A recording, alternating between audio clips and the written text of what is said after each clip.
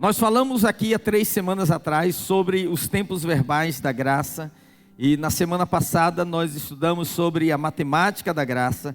E hoje eu quero falar para vocês sobre a geografia da graça. Pastor, o que é isso? É um currículo escolar.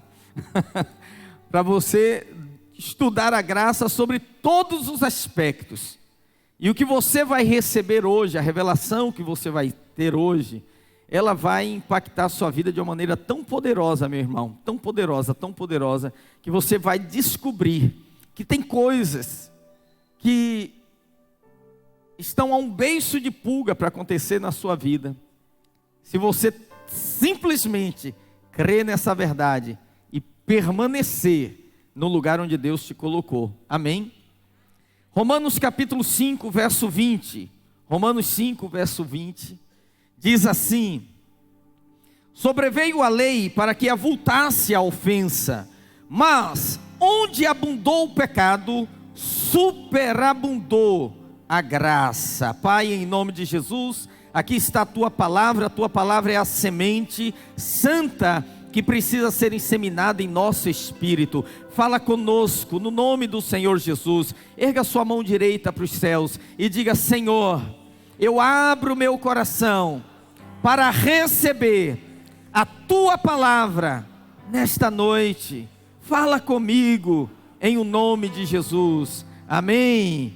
Glória a Deus. Diga para quem está do seu lado assim: você está no lugar certo, na hora certa, com a pessoa certa, e Deus tem uma palavra para a sua vida. Amém. Glória a Deus. Queridos, normalmente na nossa vida, quando acontece algo que nós não gostamos, quando acontece algo que para nós é desagradável, a primeira atitude, o primeiro desejo, o primeiro pensamento é: eu vou mudar, vou para outro lugar, vou para outro espaço, vou para outra cidade, vou para outro emprego, vou para outra geografia. Porque você diz: não, isso aqui foi muito ruim, eu preciso sair desse ambiente e ir para um outro ambiente. Mas as coisas de Deus não seguem a mesma lógica humana. Deus não diz assim: onde teve muito pecado, a Bíblia não diz, Deus saiu e falou: não, aqui já deu, é muito pecado, eu vou embora daqui. Não, Paulo escreve aos Romanos e diz assim: onde abundou o pecado? Onde é um advérbio de lugar. No lugar onde abundou o pecado, ele diz naquele mesmo lugar, não em outro lugar, no mesmo lugar, superabundou a graça de Deus. Amém? Agora eu preciso explicar aqui algumas coisas em grego para você. E normalmente quando alguém fala uma coisa que o outro não entende, ele fala: você está falando grego. Mas grego não é uma língua tão difícil assim. Eu tive a oportunidade de estudar no mosteiro durante 2 anos, e muitas palavras que nós usamos na nossa língua, né, obviamente é da etimologia grega, né? No grego há 2 palavras diferentes para transbordar. A palavra pleonazo, que significa aumentar ou se tornar muito. A palavra pleonazo é mais ou menos o seguinte: quando uma mulher faz um bolo, ela põe a massa na metade da forma, mas aquela massa está fermentada, e quando a massa é aquecida, ela aumenta de tamanho. Essa palavra grega, pleonazo, o bolo cresceu, o bolo aumentou. E no português a outra palavra também é traduzida como transbordar, mas é uma outra palavra, periciou, que significa que o bolo aumentou, transbordou pela forma e ficou sujo assim pelas beiradas, encobriu as beiradas, ok? Já aconteceu isso com alguém aqui? Não? Quantos homens aqui cozinham? Deixa eu ver aqui. Ai, William, tá ficando a concorrência grande, hein? Olha aí. Nós vamos fazer aqui uma como é que chama? Um duelo dos titãs, né? Um duelo dos titãs, para cada um fazer o seu prato favorito. E eu vou ser o júri para ajudar, né? Então olha só, existem 2 palavras gregas, pleonazo, aumentar, A massa aumentou de tamanho e periciou, quer dizer, ela aumentou e transbordou. Foi um pouco além. Então, se eu fosse usar essas palavras para escrever o texto, transliterando do original, eu teria que ler o texto assim, olha. Onde o pecado pleonazo aumentou muito, a graça periciou, a graça transbordou. Além de aumentar, ela transbordou. Assim deveria ser lido o texto. Só tem um detalhe. Esse texto, ele não foi escrito usando apenas duas palavras, pleonazo e periciou. Ele usou um prefixo, o apóstolo Paulo usou um prefixo, o prefixo hiper. Então escreve hiper, é a transliteração, mas o U no grego ele tem som de I. Então o texto diz assim: onde o pecado aumentou, a graça hiper periciou, ok? Essa é a preposição de hiper. Nós usamos isso em português, hipermercado ou supermercado. O que é um hipermercado? É um mercado muito grande, que tem tudo, tem todas as marcas, tem muitos corredores, tem dezenas de caixas, comporta muita gente, é um hipermercado. Então a palavra periciou no grego já significa transbordar, mas como ela vem acompanhada desse prefixo hiper, então significa super transbordar. Então, o que o Paulo está dizendo aqui, o apóstolo, ele está dizendo assim: onde o pecado pleonazo, onde o pecado aumentou muito, a graça hiper periciou. A graça superabundou. Então, se eu fosse explicar de maneira mais clara, eu escreveria o texto assim, passe para mim. Onde, no lugar onde o pecado inaugurou um mercadinho, a graça abriu ao lado um hipermercado. O que acontece se num bairro alguém abrir um mercadinho pequenininho e logo em seguida a rede Walmart resolver abrir do lado, no mesmo lugar, um hipermercado? O que vai acontecer com esse mercadinho? Ele vai quebrar. Alguém já entendeu o que eu estou falando? Onde o pecado abriu um mercadinho, a Bíblia diz: Deus abriu um hipermercado e quebrou o poder do pecado, porque a graça foi superabundante. Dê um aplauso ao Senhor. Aleluia, glória a Deus. Então hoje eu quero enfatizar esse advérbio onde, porque onde fala de uma geografia. E eu quero dar alguns exemplos bíblicos para ilustrar essa verdade. Primeiro, onde? O lugar da maldição. Onde foi o lugar da maldição? Eu mandei até um outro slide, pastor, que eu botei aqui a imagem do templo de Salomão. Depois desse. Mas a história de Davi. Onde houve maldição, o Senhor transformou no lugar da bênção. Porque a Bíblia diz que nos dias de Davi fez muitas guerras e ele estava sendo muito vitorioso. E uma das guerras que ele fez foi contra os amonitas. Exatamente isso aqui. Foi contra os amonitas. E os amonitas, o inimigo ferrenho do povo de Israel, eles pagaram com dinheiro ao exército sírio para ir à guerra com eles. E Davi venceu os amonitas e os sírios. Em seguida levantaram-se os filisteus contra Israel. E Davi, com o seu exército, venceu assim de uma maneira avassaladora o exército dos filisteus. E Davi volta para o palácio. Ele está tão feliz, ele está tão empolgado. Ele diz: uau, olha o que nós fizemos, ninguém consegue nos resistir. E ele pensou: deve ser por causa da força, do tamanho do nosso exército. E a Bíblia diz que ele chamou o capitão Joabe e falou para ele, disse: olha, conta quantos soldados nós temos.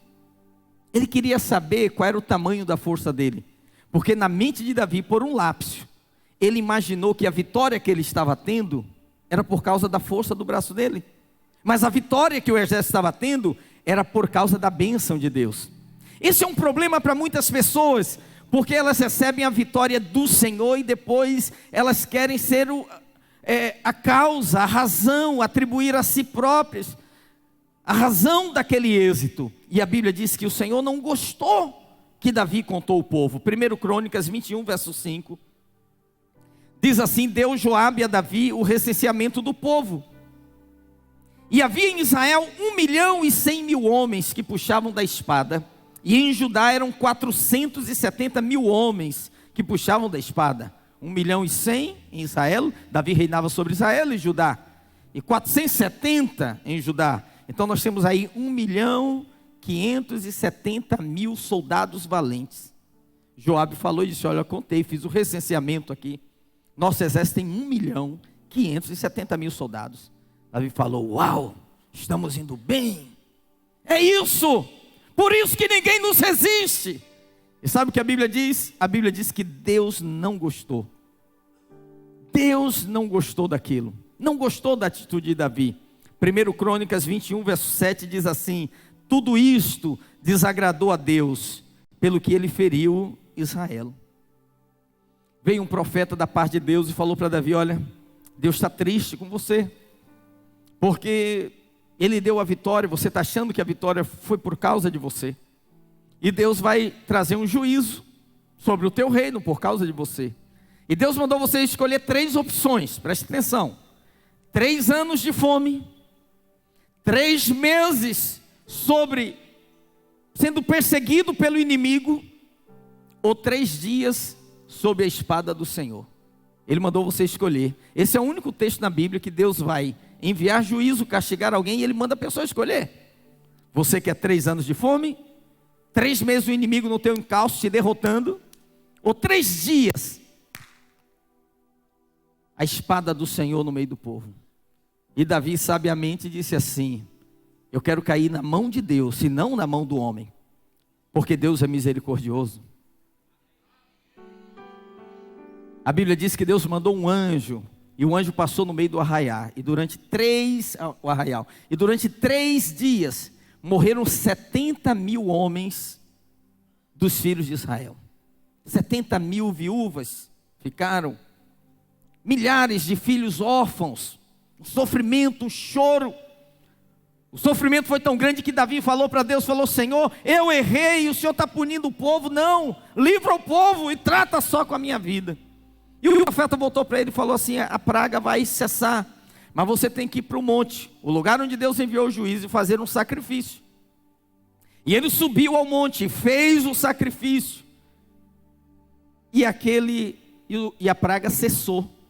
E aquele monte era o monte Jebus, de um rei chamado Araúna. Tinha uma terra. Ele pegou aquela terra e consagrou ao Senhor, e fez ali um sacrifício, e a praga cessou. E todo mundo olhava para aquele monte e dizia: nossa, é o monte da maldição, é o monte do juízo de Deus. Davi envelheceu, passou os seus dias, ele foi sucedido pelo seu filho Salomão, que assumiu o reino. E o primeiro ato de Salomão, ele pega um projeto que Davi tinha deixado, de construir o templo do Senhor, e ele vai construir o templo do Senhor. E sabe onde é que ele vai construir o templo? No Monte Jebus. Lá onde você olha no cartão postal de Israel, onde tem uma mesquita dourada. Quando você for lá comigo em novembro de 2024, você precisa fazer sua reserva agora. R$10 para você fazer a reserva e começar a realizar o seu sonho de ir a Israel. Amém? Quem quer ir em 2024? Amém? Glória a Deus, amém. Amém, glória a Deus. E lá no mesmo lugar onde hoje tem 2 mesquitas muçulmanas, foi o lugar, coloca aí aquela imagem do templo de Salomão, foi o lugar do templo, da construção do templo de Salomão. E o que era o templo? O lugar da bênção, o lugar onde Deus aceitava os louvores, o lugar da adoração, o lugar onde as famílias saíam perdoadas. Ou seja, na mesma geografia, no mesmo lugar onde Deus mandou o juízo, o povo recebeu a bênção. Muita gente olha para o Velho Testamento e diz: ah, não tinha graça no Velho Testamento. Isso aqui é graça, irmãos. O que é isso aqui? No exato lugar do juízo, Deus tornou o lugar da bênção. É isso que a graça faz conosco. Ele diz: onde abundou o pecado, superabundou a graça. Onde havia maldição, Ele trouxe bênção. A geografia da desgraça tornou-se a geografia da graça de Deus. E o lugar de maior juízo, o lugar onde a maior quantidade de bênçãos foi derramada. Por isso, você não deve dizer assim: isso aqui está condenado. Porque onde abundou o pecado, superabundou a graça de Deus. Amém.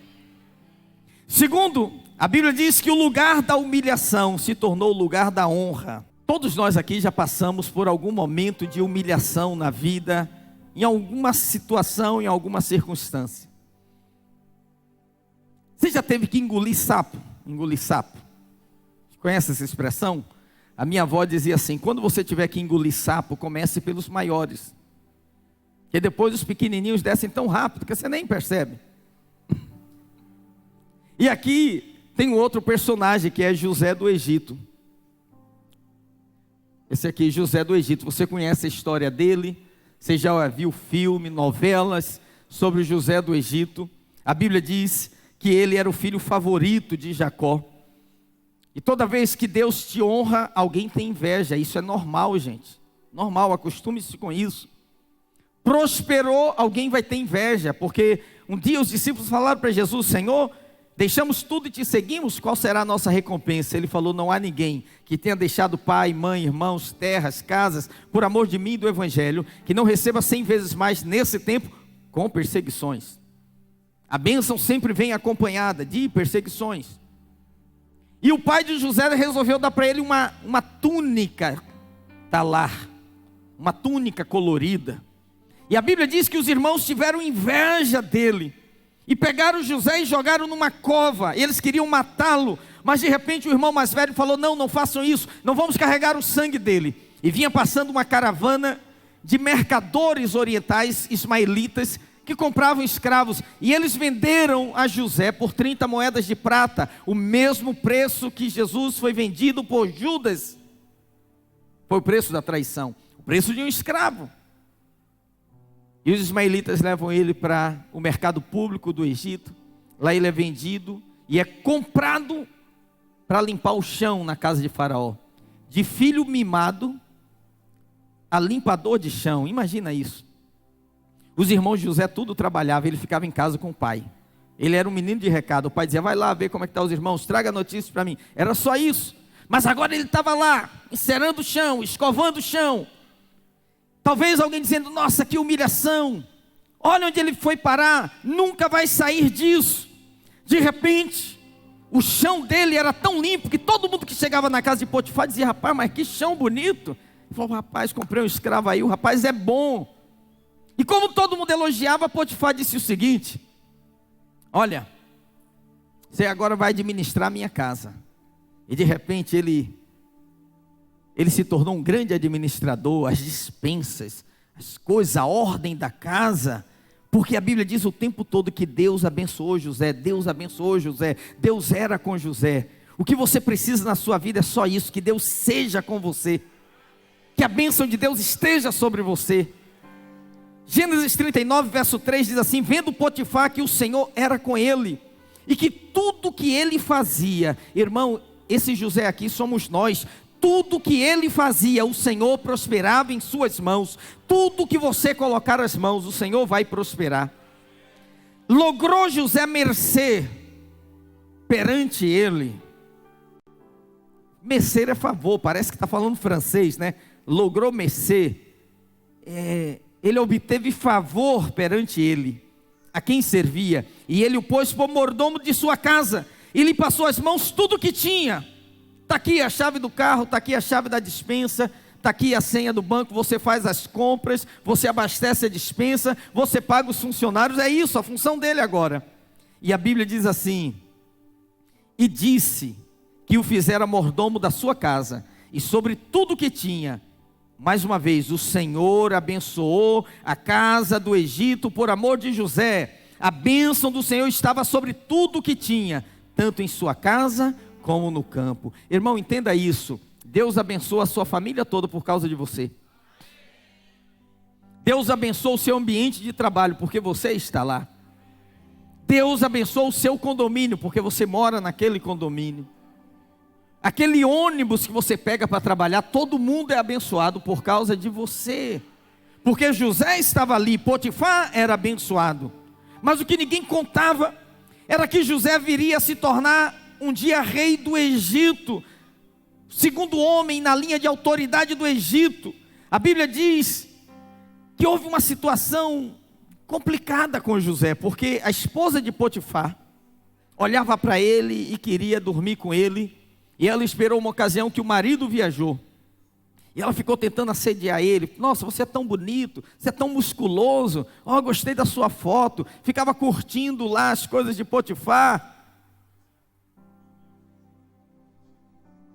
De José, né? Arrumou um perfil falso para ficar teclando com ele. E aí, chegou um dia que ela estava sozinha com ele em casa. Todos prestem atenção no que eu vou te falar aqui, irmão. Ela chama José na sala. José, tipo Olívia Palito. Papai, estou em apuros, vem me ajudar. Quando José vem, ela arranca as roupas dele. E ele sai correndo nu. E ela grita assim: soldados, soldados, olha o que esse rapaz me fez. Ele tentou me atacar, olha aqui as roupas dele, olha ali ele nu. Deixa eu falar uma coisa para você. Quando você ouvir, quando você ver alguém sob acusação, não seja precipitado em julgar. Porque se uma pessoa pegar um vídeo de uma frase que eu falei e tirar do contexto, ela pode dizer tantas coisas. Se uma pessoa pegar uma foto sua fora do contexto, uma fala sua fora do contexto, aquela pode parecer uma evidência contundente de algo que nunca aconteceu. Imagina alguém chegando na sala, a mulher está com a roupa e o rapaz está nu. Você é safado, rapaz, sem vergonha, merece ir para a cadeia, merece morrer. Mas não foi nada daquilo que tinha acontecido. A internet é um antro de mentira, sabia? Não fica lendo tudo, ouvindo tudo. Você pode até ler, mas não acredita em tudo não. Não acredita em tudo não, porque um dia você pode estar naquela mesma situação. Se alguém diz: olha o que fulano fez, olha aqui a foto, olha aqui o áudio, tudo editado, tudo cortado. Olha aqui o vídeo, olha que ele falou isso, e não foi nada daquilo. Entende? Eu recebo muitos vídeos assim. Eu falo: eu não acredito, porque eu conheço. Entendeu o que estou falando? O fato é que José sai preso e vai para a prisão. E quando ele chega na prisão, a prisão entra em ordem, ele apazigua o ambiente, ele cuida dos prisioneiros, de maneira que o chefe do presídio pega a chave e diz: olha, você cuida deles aí, administra a alimentação, tudo. Ele se tornou administrador da cadeia. Até que um dia, Faraó teve aquele sonho que ninguém sabia interpretar, e José é levado diante dele. Ele entra como escravo e sai com um anel no dedo. Sai como para desfilar numa carruagem real, onde todas as pessoas se curvavam diante dele. Olha, irmão, se você não entende a graça, pelo menos aceite esse fato. Na terra da humilhação, um lugar que alguém diria: nunca vai sair disso. Naquele lugar, ele foi honrado como jamais homem algum foi honrado. É isso que a graça faz conosco. No mesmíssimo lugar onde você foi humilhado, é o lugar onde, pela graça de Deus, a honra vai se manifestar. Isaías 61, verso 7 diz assim: em lugar da vossa vergonha tereis dupla honra. Não honra, mas dupla honra. No lugar da vergonha tereis dupla honra. E em lugar da afronta exultareis na vossa herança. Ei, você que já engoliu afronta com Coca-Cola, a Bíblia está dizendo: vai vir dupla honra para você. Vai vir um tempo de herança e de exultação, não em outro lugar. Você não vai sair daqui, vai mudar de país e lá vai começar uma vida nova. Não, no lugar da humilhação, Deus vai trazer honra. Deus vai lhe dar uma herança. É isso que a palavra de Deus está dizendo. Por isso, não fique achando que uma situação é o fim do mundo, porque essa situação é temporária. Deus, pela sua graça, vai reverter, vai mudar completamente, e você ainda vai glorificar o nome do Senhor. Amém? Fala para o irmão que está do seu lado: irmão, tem coisa boa chegando. Diga assim: não saia da posição, porque Deus está trazendo um tempo de honra para a sua vida. Amém. Glória a Deus. Dê um aplauso ao Senhor. Aleluia. Glória ao Senhor. Amém. Amém. Amém. Terceiro tópico. Diga assim: o lugar da tristeza se tornou o lugar da alegria. Tá pronto? Essa é forte, hein? O lugar da tristeza se tornou o lugar da alegria.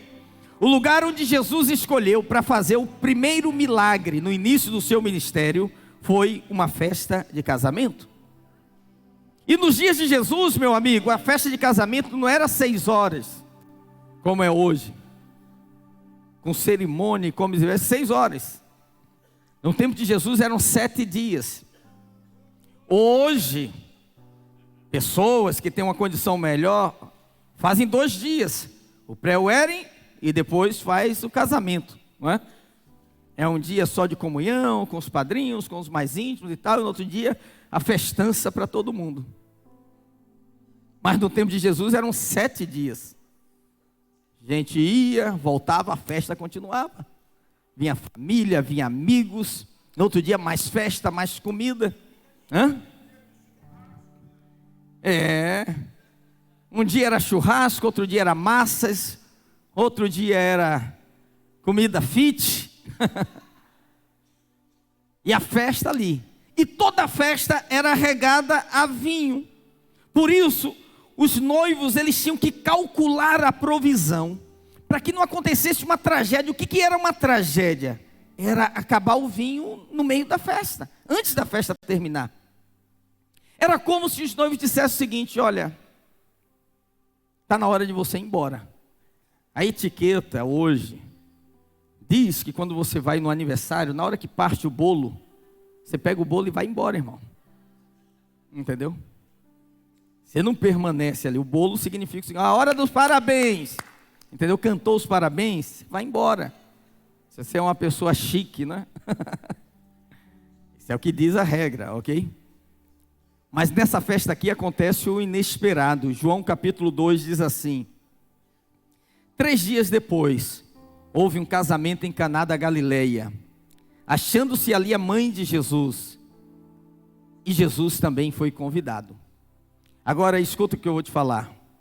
Lista de convidado de casamento é um desafio para qualquer casal. Não é, Denoir? Você contrata uma festa hoje e você faz um pacote para 100, 150 pessoas, 200, sei lá quantas forem. E cada pessoa custa ali um valor, 100, 200, 300, 400, 500, 600 reais. É igual festa de criança hoje. Você vai para uma casa de festa, cada convidado ali tem um valor, não é? Sim ou não? Cada um vale. Aí você leva o presente, você calcula mais ou menos para levar um presente também. Esse texto diz assim: Jesus também foi convidado. Quer dizer que se a lista, o pacote era para 100 convidados, os noivos só podiam convidar 99. Porque Jesus não podia faltar na festa. Todo mundo pode faltar na sua festa de casamento, mas Jesus não. Mas o texto diz mais, diz assim: Jesus também foi convidado com os seus discípulos. Meu Deus, mais 12, caiu a lista. É 13, menos 13. É igual a pessoa vai convidar de si, vem um pastor, vem a esposa, vem não sei. Vai celebrar, e quando a lista fica bem reduzida. Menos 13. Mas que bom que Jesus estava lá. Sabe por quê? Porque chegou uma hora que o texto diz assim: tendo acabado o vinho. No meio da festa, eu não sei quantos dias de festa, mas foi logo no início. Tendo acabado o vinho. Acabar o vinho no meio da festa era o mesmo que dizer assim: ó, a festa acabou, gente. Vocês têm que ir embora agora. Os convidados entendiam o seguinte: se a família não estava mais servindo vinho, eles tinham que ir embora. Era um sinal de que a festa tinha acabado. Então imagine, os noivos estão desesperados. A noiva que entrou toda sorridente, que sonhou com aquele dia, que falou: vai ser a maior festa, meus convidados vão chegar, vai ter dança, vai ter música, vai ter celebração. De repente um semblante de tristeza, vergonha e humilhação toma conta da festa. Mas que bom que Jesus estava lá. Que maravilha quando o casal casa e convida Jesus, porque nessa hora você tem a quem recorrer. E veja o que o Senhor fez. Olha a própria graça encarnada aqui. João capítulo 2, verso 6. Estava ali 6 talhas de pedra, que os judeus usavam para as purificações, porque você sabe, um judeu tradicional não come sem lavar as mãos. Chegava, pegava ali na caneca e ia lavar as mãos. Então tinha na entrada da festa 7 talhas grandes de água. E essa altura já não tinha mais água, estavam vazias. Estavam ali 6 talhas de pedra, que os judeus usavam para as purificações, e cada uma levava 2 ou 3 metretas. Jesus lhe disse: enchei de água as talhas, e eles as encheram totalmente. Então lhes determinou: tirai a água e levai ao mestre-sala.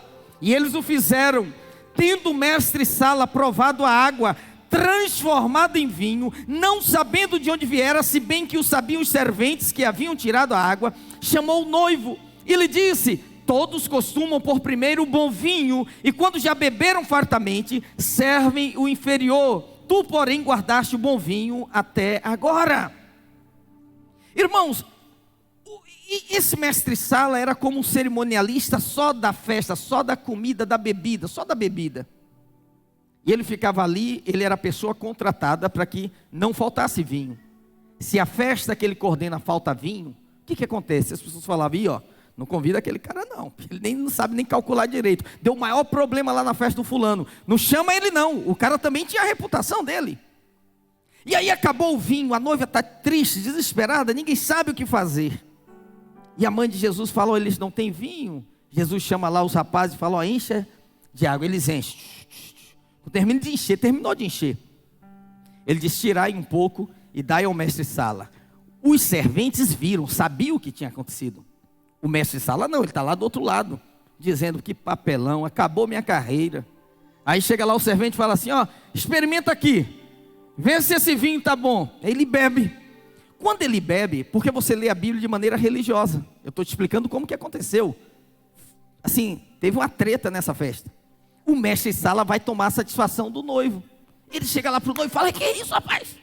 Pelo amor de Deus, o que está acontecendo? Eu olhei lá, as garrafas estão vazias, não tinham mais vinho, e agora me entrega esse vinho aqui. Paz, o que houve? Porque numa festa, olha o que ele fala para o noivo: primeiro você serve o Cabernet Sauvignon. Primeiro você serve o Malbec, o Moscatel Perine. E depois, quando todos estão fartos, você dá um sangue de boi lá que ninguém nem sabe que é. Dá um suco de uva concentrado. Você inverteu as coisas aqui.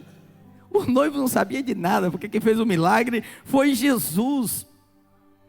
Agora, você consegue imaginar o que estava acontecendo naquele momento? A música tinha parado. Ele fala: aumenta a música, põe uma música de alegria, de celebração. O povo volta para o salão para dançar. O mestre diz: ei, tem vinho bom, prepara. E o povo começa a dançar, a noiva está feliz. Agora todo mundo vai tirar foto, a festa vai continuar, porque no mesmo lugar da tristeza, o Senhor vai trazer plena alegria. Ele fez esse milagre, irmãos, no lugar, na mesma geografia. Olha o que diz Salmo 30, verso 11 e 12. Salmo 30, 11 e 12. Converteste, isso aqui é para você dar glória a Deus, hein, irmão? Converteste o meu pranto em folguedos. Sabe o que é folguedos? Converteste o meu pranto em folguedos. Tiraste o meu pano de saco e me cingiste de alegria, porque para que o meu espírito te cante louvores e não se cale, Senhor, Deus meu, graças te darei para todo sempre. Aleluia. Olha esse mesmo texto na NVI, olha o que ele diz: mudaste o meu pranto em dança.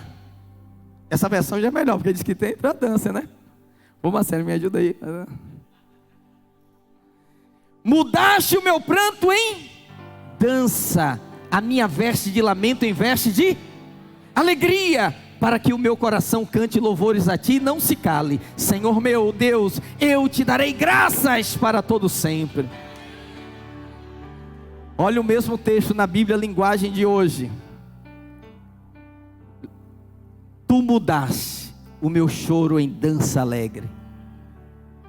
Tu mudaste, não era aquela coisa melancólica. Tu mudaste o meu choro em dança alegre. Afastaste de mim a tristeza e me cercaste de alegria. Por isso não ficarei calado, mas cantarei louvores a ti, ó Senhor. Tu és o meu Deus, eu te darei graças para todo sempre. Dê um aplauso ao Senhor, porque no mesmo lugar onde você encharcou o travesseiro de lágrimas e viveu as maiores tristezas, Deus é poderoso para transformar o seu lamento em baile, o seu choro em alegria, a sua prostração em saltos de celebração. Ei mãe, ouça o que eu vou te falar. Aquele filho que te deu mais tristeza, Deus vai fazer uma obra tão poderosa na vida dele, que ele vai te dar a maior alegria. E normalmente é assim: o filho que deu mais trabalho é que depois vai dar maior alegria, e é o que vai ser mais chamegado depois. Sabe aquele negócio, homem de negócio que está aqui nessa noite, aquele empreendimento que te fez chorar e te gerou tristeza, é o que vai te dar os seus maiores lucros e o que vai te fazer celebrar ao Senhor. Aquela situação que te machucou, pela graça do Senhor, Ele vai converter em riso. Comece a sorrir, comece a celebrar. Deus vai encher os seus lábios de riso, e o choro vai ficar para trás. Choro pode durar uma noite inteira, mas a alegria vem ao amanhecer. Talvez você que está me acompanhando online, na sua casa, numa situação de desespero, e dizendo: ai, eu preciso mudar. Ei, espere, põe a sua fé no Senhor, que o Senhor vai fazer, e o Senhor vai surpreender o seu coração. Essa é a geografia da graça. No mesmo lugar onde abundou o pecado, superabundou a graça de Deus. Onde houve tristeza, vai ter alegria. Onde teve humilhação, vai ter honra. Entendeu? E no lugar da morte, o Senhor transformou no lugar da ressurreição. Está pronto? Posso falar? Quando você for a Israel, todo mundo aqui vai pisar em Jerusalém, ou nessa vida ou na outra, porque vai descer na Nova Jerusalém. Sim, você vai ser arrebatado. Jesus vai descer no Monte das Oliveiras em Jerusalém. Quando você for a Jerusalém, você vai ver uma coisa interessante na geografia. O lugar que Jesus morreu, o Monte Calvário, ele está aqui, ó.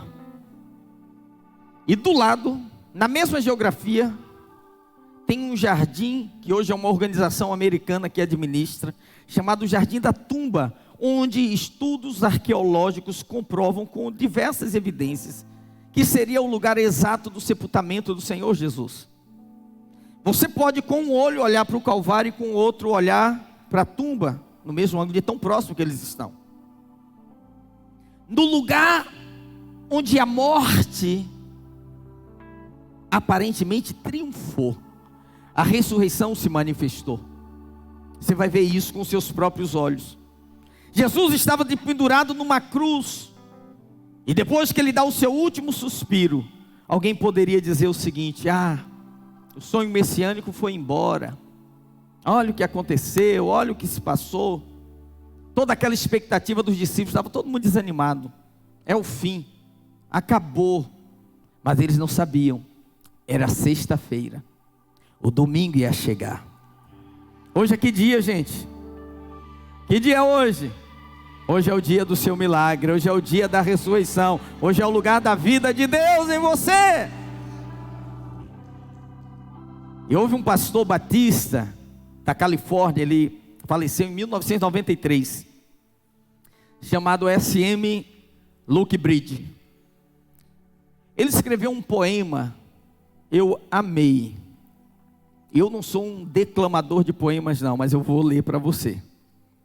Ele diz assim: é sexta-feira, Jesus está orando, Pedro está dormindo, Judas está traindo, mas o domingo está chegando, aleluia. É sexta-feira, Pilatos está julgando, o conselho está conspirando, a multidão está difamando, mas eles não sabem que o domingo está chegando. É sexta-feira, os discípulos estão fugindo, como ovelhas sem pastor, Maria está chorando, Pedro está negando, mas eles não sabem que o domingo está chegando. É sexta-feira, os romanos batem em meu Jesus, eles o vestem de escarlate, eles o coroam com espinhos, mas eles não sabem que o domingo está chegando.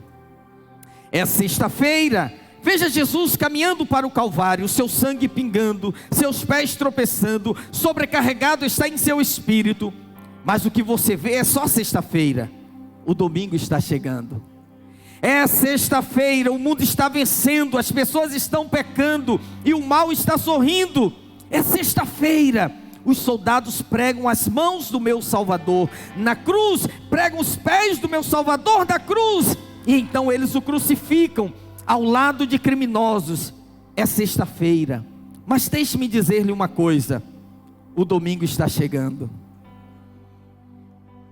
É sexta-feira, os discípulos estão questionando o que aconteceu com seu rei, e os fariseus estão celebrando que o seu plano astuto foi alcançado com sucesso, mas eles não sabem, é apenas sexta-feira, mas o domingo está chegando. É sexta-feira, ele está pendurado na cruz, sentindo-se abandonado por seu pai, deixado sozinho e morrendo. Pode alguém salvá-lo? Oh, é sexta-feira, mas domingo está chegando. É sexta-feira, a terra treme, o céu escurece, mas o rei entrega o seu espírito. É sexta-feira, a esperança está perdida, a morte ganhou, o pecado conquistou e Satanás apenas ri. É sexta-feira, Jesus é enterrado, soldados montam guarda e uma pedra é rolada no sepulcro, mas é sexta-feira, só é sexta-feira, mas o domingo está chegando, e o domingo chegou, e 5 horas da manhã daquele dia, já a pedra rolou, o Espírito entrou naquele corpo, e ele ressuscitou para todo sempre, aleluia, glória a Deus. Meus irmãos, no mesmo lugar que o puseram morto, ele ressuscitou. No mesmo lugar onde ele chegou carregado, ele saiu andando, aleluia. No mesmo lugar onde o diabo disse: ah, eu venci, a morte foi vencida. Toda pessoa que visita um túmulo de um morto, visita numa reverência de que ali dentro estão os restos mortais. O túmulo de Jesus é o único que as pessoas vão para ver o que elas sabem que não tem, para comprovar o que elas já conhecem, que ele está vazio, que não tem nada, porque o domingo chegou. Talvez você entrou aqui e disse: pastor, eu estou vivendo uma sexta-feira. Ei, o domingo está chegando, o domingo está chegando, o dia da ressurreição. No lugar da morte a vida há de se manifestar. Jesus venceu a morte, no mesmo lugar onde ele foi massacrado, moído, ele sai inteiro. O que a graça faz conosco, irmãos? Quantas pessoas que querem mudar a sua história mudando a geografia. Ah, vou sair daqui e vou para lá. Ah, cansei daqui. Ah, não fico mais nesse trabalho. Ah, eu não aguento mais essa casa. Eu preciso de uma nova mulher. Eu preciso de um novo marido. Eu preciso de uma família nova. Ah, eu não aguento tanta humilhação. Ei, espera aí, porque esse lugar que você está pode ser transformado no palco da geografia da graça de Deus. Aleluia. Porque eu estou te dando tantos exemplos para você ter fé no seu coração, para você crer, que quando a graça alcança o coração de alguém, Ele transforma essa pessoa de uma maneira tão poderosa, irmãos, tão maravilhosa, que aquele que roubava não rouba mais, aquele que mentia não mente mais, o que era avarento se torna generoso, aquele que não conseguia perdoar, perdoa, aquele que dizia, eu não levo desaforo para casa, agora engole sapos e sapões e sapinhos, e ele já está acostumado com isso. Aquele que você falava, aquela mulher maluca, descontrolada, agora ela se torna uma conselheira, uma mulher centrada, madura. Aquele rapaz rebelde, mas agora ele se tornou tão obediente, tão manso, tão dócil. Quando o Senhor entra em cena, toda dor, toda tragédia pode ser transformada pela sua graça, pelo seu poder, no palco da maior transformação da sua história. E no lugar da morte, a vida vai ressurgir. Queridos, eu preciso encerrar porque nós vamos orar nessa noite. No século XVIII, um médico inglês chamado Edward Jenner, a ele é atribuída a descoberta da vacina.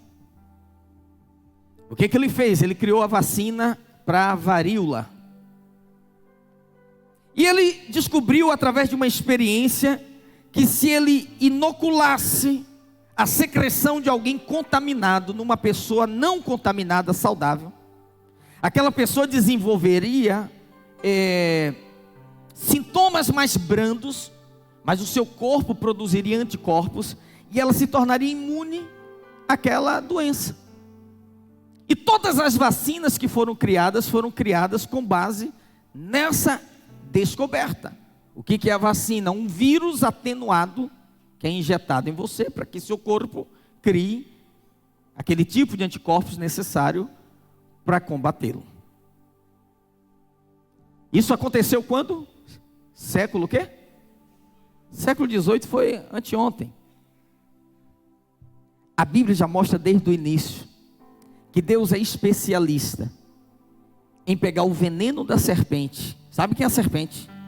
E transformar no soro antiofídico para anular o próprio veneno da serpente. A história da igreja, a história da Bíblia, é a história de Deus pegando o improvável e transformando ele em algo que alguém diria, meu Deus, jamais isso iria acontecer. Você vai ser surpreendido na capacitação. Porque esse pastor que está vindo de Roraima, ele está vindo aqui porque eu chamei ele por um objetivo, só para você conhecer a história dele.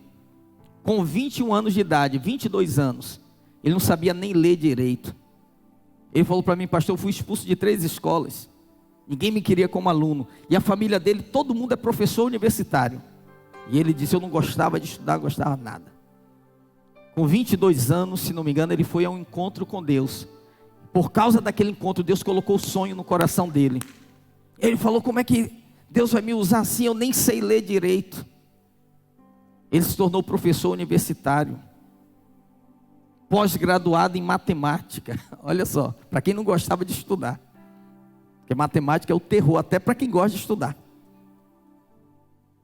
Se tornou um homem bilíngue, abriu um ministério fantástico. Hoje ele trabalha com brasileiros, com venezuelanos. Está bem na fronteira ali. Eu falei, irmão, vai fazer bem ouvir você lá na capacitação. Eu acho que vai ajudar muita gente. Porque Deus pega aquele que é improvável. Falei, esse cara aí, esse vai ser líder, esse vai ser discipulador, esse vai ser pastor. Talvez o seu próximo pastor está sentado bem perto de você e você não sabe. Entendeu?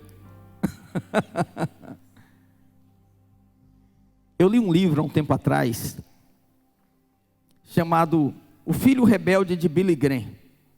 Alguém sabe quem foi Billy Graham? Quem sabe? Levanta-se a mão. Quem foi Billy Graham? Deixa eu ajudar aqui, pedi ajuda aqui, vem cá, William, vem cá. O William também, ele cresceu em um lar evangélico. Como eu comecei o culto falando isso, que eu sou filho de pastor, sou de uma família de pastor, então eu tenho uma tradição evangélica que eu conheço. Fala para a igreja, quem foi Billy Graham? Billy Graham foi o maior evangelista de todos os tempos. O maior do século XX. Na época dele, no planeta Terra tinha 192 nações, países, não nações, países. Sabem quantos países ele pregou? Você sabe? 192. Ele pregou em todos os países do mundo, fazendo conferências tremendas. Você pode botar no apóstolo Google e perguntar para ele, que ele vai te dizer tudo que eu estou te falando. Estádios cheios, já teve no Maracanã, aqui no Rio de Janeiro, na década de 70. Morando nos Estados Unidos, esse homem vivia uma vida santa. Foi conselheiro de 3 presidentes americanos. Um homem que a imprensa investigou ele, procurando qualquer coisa para acusá-lo, não conseguia achar. Porque ele era todo cheio de princípios. Ele estabeleceu como regra que, tendo um ministério, que só a parte administrativa era um edifício de, quase 20 andares, programa de televisão passado em 70 idiomas diferentes. No mundo todo era ouvido ele. Ele nunca teve uma secretária, era sempre secretário, era uma pessoa, nunca viajou sozinho para ninguém dizer, nunca lidou com dinheiro do ministério, ninguém nunca podia falar nada contra ele. Mas ele, soou gotas de sangue por causa de um filho chamado Franklin Graham. No livro dele, se você quiser ler, ele diz: eu gostava de tudo que fazia barulho, tinha velocidade e fazia fumaça. Um funcionário da fazenda ensinou o filho dele a tragar e viciou o menino. O pai pregava, multidões se convertiam. Quando ele chegava em casa, o filho estava fumando. Pensa, irmão. Você olha, você não entende, você fala, cara, o cara é um grande homem de Deus, mas olha o filho dele. Deixa eu te falar uma coisa. Depois que seu filho alcança a maioridade, você cumpriu o seu papel. São escolhas dele. Entende? Mas imagina como foi constrangedor para ele. Ele pregava, ele era bem recebido, todo mundo queria ouvir Billy Graham, menos o filho dele. Eu estava preparando essa mensagem, já tinha lido a história dele. De repente subiu uma reportagem na timeline do meu iPhone. Cruzada no México, aconteceu agora, mês passado. Vem cá, William. Que dia foi essa reportagem aqui? 13 de fevereiro de... Perdão, o evento, né? 13 de fevereiro de 2023. Olha o que diz aqui na manchete. Mais de 3.000 pessoas aceitam Jesus em cruzada evangelística no México. Essa cruzada evangelística aconteceu para 60.000 pessoas no México, no mês passado. 3.000 pessoas se converteram. Não sei se vai dar para você ir para olhar daí. Sabe quem estava pregando nessa cruzada? Franklin Graham.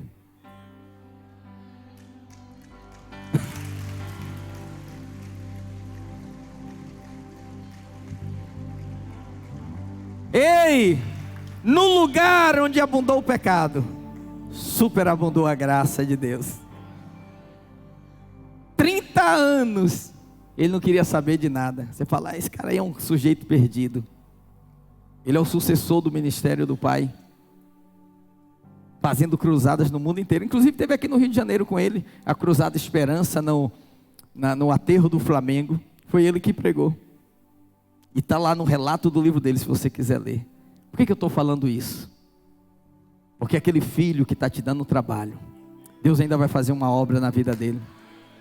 Entendeu? Aquela situação que está te envergonhando, Deus vai converter o seu pranto em riso.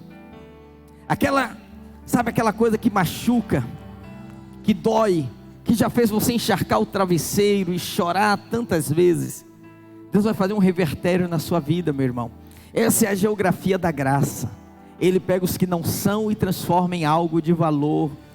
Ele prega aquele que todo mundo diz, esse não tem mais jeito, e usa e transforma no instrumento da sua glória.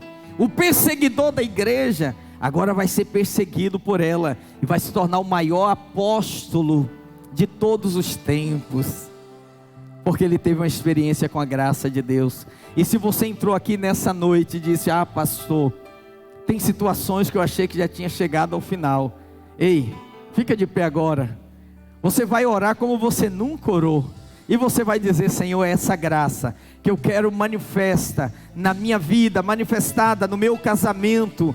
O mesmo Deus, o mesmo Jesus que transformou água em vinho. Querido, sabe quanto tempo leva para uma vinícola produzir um vinho de qualidade? Tem que ser pelo menos 12 anos. A primeira safra nem presta. Tem que ter uma safra melhor. Depois tem que esmagar a uva, tem que condicionar em barril de carvalho para ficar um vinho bom. Leva esse tempo todo. Jesus fez assim, ó, olha para mim. Jesus fez assim: coloca e tira, coloca a água, tira e serve para o mestre de sala. Você está achando que vai levar mais 5 anos, né? Você está achando que esse problema vai levar 10 anos. Ele vai fazer assim, ó, assim, ó, assim na sua vida, assim na vida dos seus filhos, no estalar de dedos, na sua casa, nas suas finanças, na sua saúde, na sua família, na sua empresa. Ele vai manifestar a graça de uma maneira super abundante, como você nunca viu antes. Aleluia. Estenda as suas mãos para os céus e glorifique o nome do Senhor nessa noite.